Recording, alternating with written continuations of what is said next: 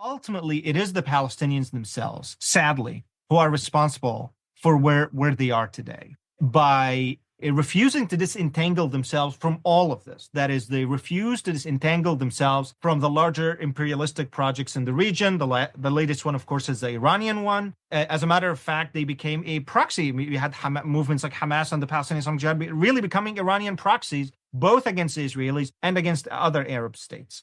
They refuse to disentangle themselves from all of these revolutionary and anti-Semitic movements in the West that are now harassing and threatening the lives not of Israelis, but of Jews living in the United States and other places. They refuse to fundamentally change what they think Palestine should be. And when I say they, I don't want to be generalizing. I'm talking about the leadership that failed to bring any of this to fruition or to reality.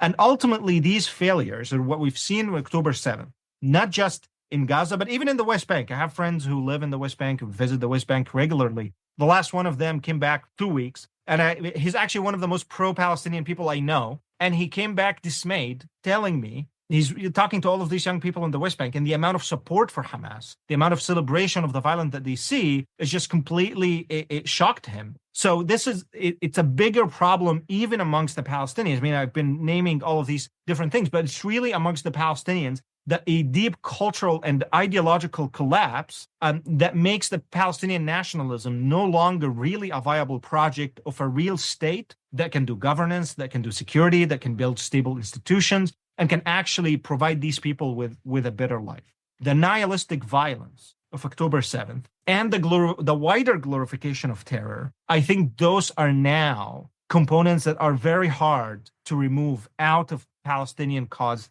itself as it is conceived even amongst the Palestinians themselves.